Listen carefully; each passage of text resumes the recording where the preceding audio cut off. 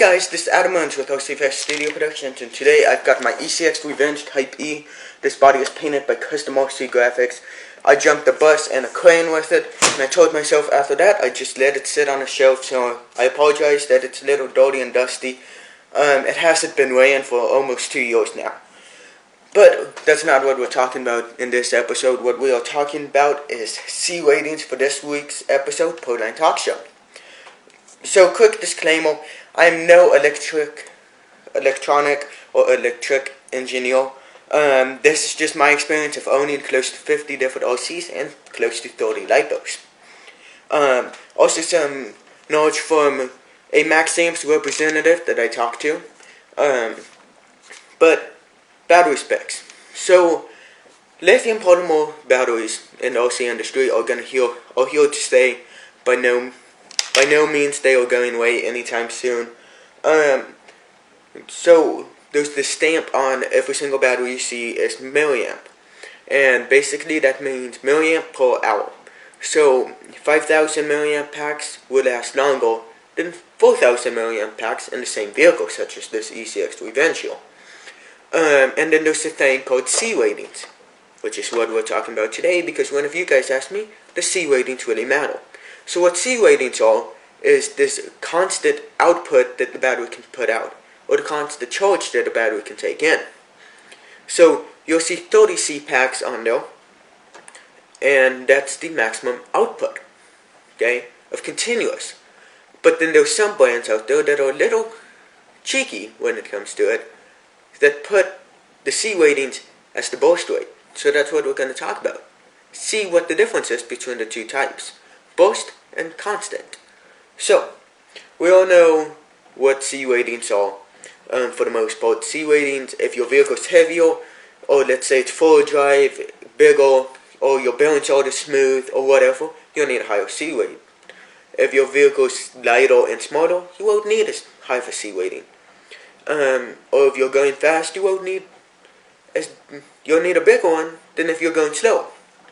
So C ratings is something that you need to find when to work with your vehicle and find the perfect match for your vehicle of your choice.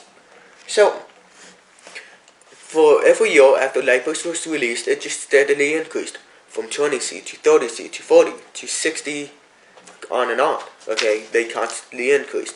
And then everything broke loose when Max Amps released the true 150C. So my first battery pack was a 30C. It was a dynamite reaction pack. I didn't go LiPo as soon as LiPo came out. It was just a sense of security with NEMs that I liked a lot, more than LiPos. But when I did switch to LiPos, there was a big difference, for sure. And then I went to 40C, and then I got a 50C pack. Then I started messing with 3-cell. And then when my buddy went away to college, I got all of his packs to help maintain them until he came back. And one of them included a Max Amps true 150C pack. So, I don't have that pack anymore. He's got it back now. But that battery pack, you could definitely tell a huge difference though. Now, I'm not trying to call Max Amps out on this, but I talked to one of the representatives, and the reason why their pack is 250C is that it's burst. Now, the difference between burst and consistent is consistent is through the whole battery life, okay? Burst is just as soon as you mash on the throttle. So, he said a good way to tell the difference between the two and understand the difference is burst rates are normally twice as high as consistent. So, let's say Dynamite, because they label their stuff as consistent, they have a 50C pack, okay? Their burst rate for that C is around 100C. So that's just a good idea to keep it in mind. Don't get me wrong that the Max Amps packs are amazing, okay? One of the best packs out there that you can buy for money-wise. They are expensive, but I think you get what you pay for. So, every year, companies have always increased C ratings. And with that, the prices have always got bigger, because most companies have this middleman here, where they buy a product, they import it to the company, and then they sell it to the hobby shop or the consumer. So there's this middleman in here that needs money, so then he and the company can go ahead and expand and grow. Now, the thing about SMC Racing, I found them on Facebook. They produce their own battery packs, so you can get their battery packs for really cheap. And from what I've seen on Facebook, everyone loves them. I'm gonna get them to try them out and do a real honest review on them eventually.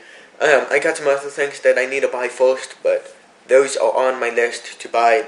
Now, I am not affiliated with SMC Racing, nor am I trying to advertise for their company at all. I'm just trying to shed some light onto it. And what batteries do I use? Because I know you guys will ask. For my race vehicles, I'd like to stay around 50C, which is just right now at this time a Pro 9 Pro 2. And I'm going to be racing my Losi 8 here and there. And then for my cargo trucks, I want 20 to 30C. It don't need a lot. They don't take a lot of juice. Now the Truggy will and other vehicles like that. The Sindel, since it's running brushless, I'm running 35C in it.